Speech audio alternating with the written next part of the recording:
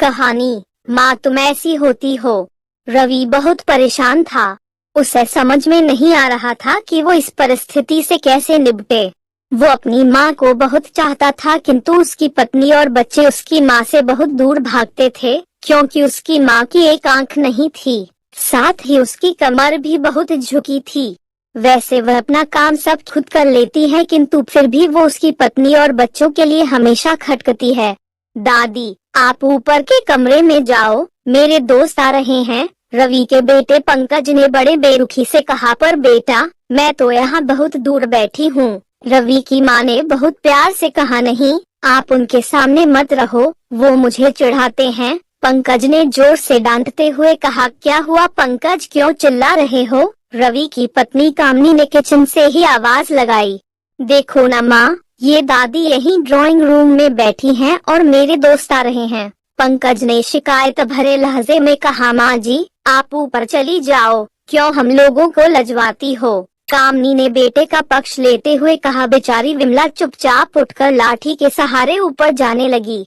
कमर झुकी होने के कारण उन्हें ऊपर चढ़ने में बहुत परेशानी हो रही थी, किंतु वो पूरी ताकत से ऊपर के एक अकेले कोने वाले कमरे में जाकर बैठ गईं। रवि बाजू के कमरे से सब सुन रहा था। उसे कष्ट हो रहा था कि उसकी माँ को अपमानित होना पड़ रहा है, किंतु वो असहाय था। अगर वो कुछ कहता है तो पत्नी और बच्चे उसका विरोध करने लगते हैं। दूसरे उनके तर्क भी सही लगते हैं। चूंकि वो एक प्रशासनिक अधिकारी था, उसका सामाजिक स्तर बहुत ऊंचा था, उसकी ससुराल भी एक उच्च घराने में थी, वह चुपचाप इस तरह हर दिन अपनी माँ को अपमानित होते देखता रहता था। रात को रवि की पत्नी ने कहा, देखो जी, अब कुछ करो। कल कलेक्टर साहब की पत्नी आई थी। माँ जी अपनी देशी धुन धारा में उनसे मिली। मुझे बहुत शर्म आ रही थी, बताते हुए कि ये मेरी सास हैं। मैंने कह दिया कि दूर की रिश्तेदार हैं, इलाज कराने आई हैं। रवि को रोना आ गया, किंतु फिर भी वह चुप रहा। उसे समझ में नहीं आ रहा था कि वो क्या करे। अपने बेटे की मन स्थिति को विमला अच्छी तरह से जानती थी और बेटे को कोई कष्ट न हो, इसलिए वो हर बात को चुपचाप सह लेती थी। रवि बहुत उदास रहने लगा। एक तरफ परिवार और सामाजिक स्तर पर जीने की प्रतिबद्धता थी, तो दूसरी ओर माँ पंकज माँ से अपने बेटे की हालत नहीं देखी गई। एक दिन उसने अपने बेटे से कहा, रवि बहुत दिन हो गए हैं, मैं अपने गांव जाना चाहती हूँ, मुझे वहाँ पहुँचा दो। मेरा यहाँ मन नहीं ला रहा। किंतु माँ, वहाँ तो कोई नहीं है, तुम्हारी देखभाल कौन करेगा? रवि ने आश्चर्य से पूछा। अरे, सब गांव वाले तो हैं, और वो तुम्हारे मामा जी तो उसी गांव में रहते हैं, और फिर हम सारी व्यवस्थाएं कर आएंगे ना।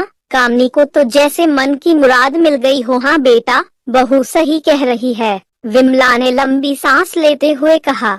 पंकज जानता था कि गांव में मां की देखभाल करने वाला कोई नहीं है, लेकिन अपनी पत्नी की जिद के कारण वह अपनी मां को गांव छोड़ने पर विवश हो गया। मां को गांव छोड़कर आते वक्त उसे रोना आ रहा था तथा अपनी बेबसी पर गुस्सा भी आ रहा था, किंतु परिवार, पत्नी और समाज ने उसके इन मनोभावों को दबा दिया और वो सुकून सा महसूस करने लगा। कुछ दिनों के बाद उसके चाचा, जो अमेरिका में रहते थे, आने वाले थे।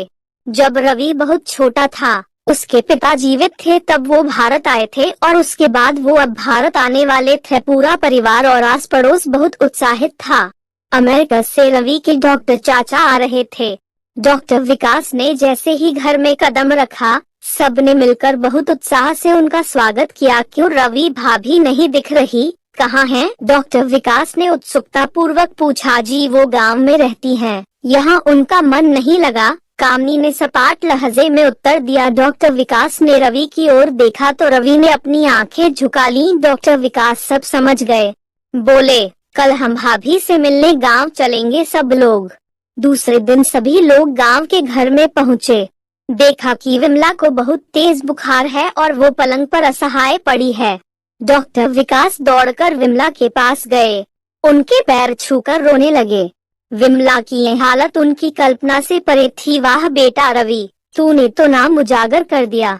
अपनी माँ की ये हालत देखकर तुझे तो शर्म भी नहीं आ रही होगी। डॉक्टर विकास ने रवि को लगभग डांटते हुए कहा। नहीं देवर जी, रवि का कोई दोष नहीं है, मैं खुद गांव आई थी। विमला ने अपने बेटे का बचाव किया। मुझे सब पता चल गया भाभी, आप चुप रहो क्यों बहू, तुम्हें अपनी सास की कुरूपता पसंद नहीं है।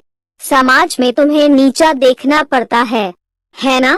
डॉक्टर विकास ने कामनी की ओर व्यंग्य से देखा। कामनी निरुत्तर होकर रवि को देखने लगी। आज तुम जिस सामाजिक स्तर पर हो वो इन्हीं के संघर्षों की देन है। और बेटा रवि, तुम्हें शायद मालूम न हो कि बचपन में जब तुम 1 साल के थे तब छत से नीचे गिरने के कारण तुम्हारी एक आंख फूट गई थी और तुम्हारी रीढ़ की हड्डी में भी समस्या थी।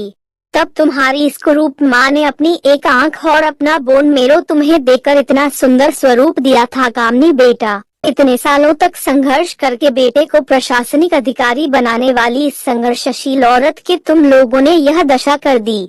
तुम्हें ईश्वर कभी माफ नहीं करेगा। डॉक्टर विकास की आंखों से अश्रु जलधारा बह रही थी। अब भाभी, आप मेरे साथ अमेरिका जाएंगी, यहाँ इन स्वार्थी लोगों के बीच नहीं रहेंगी। डॉक्टर विकास ने विमला से कहा। रवि को तो काटो तो खून नहीं था। डॉक्टर विकास जो उसके चाचा थे, उन्होंने जो राज बताया उसके बाद तो रवि को यही लग रहा था कि उससे ज्यादा पापी इंसान इस दुनिया में कोई और है ही नहीं। वह दौड़ता गया और माँ रवि के कदमों से लिपट गया। माँ, मेरा अपराध क्षम्य है। मैं जानबूझकर चुप्पी साधे रहा, आपका अपमान करवाता रहा। अब सिर्फ आप ही उस घर में मेरे साथ रहेंगी और कोई नहीं। रवि ने आग्नेय दृष्टि से अपनी पत्नी और बच्चों को देखा। कामनी को भी बहुत पश्चाताप हो रहा था, किंतु उसकी हिम्मत नहीं हो रही थी कि वो विमला से आंख मिलाए। विमला ने कामनी की मन स्थिति को समझकर उसको पुचकारते हुए अपने पास बुलाया और विमल को डांटते हुए कहा, खबरदार, जो मेरी बहू को मुझसे अलग करने की कोशिश की तो तुझे ही घर से बाहर निकाल दूंगी। कामनी और बच्चों ने विमला के पैर पड़ते हुए अपने व्यवहार पर माफी मांगी और माँ के हृदय ने सबको माफ कर दिया।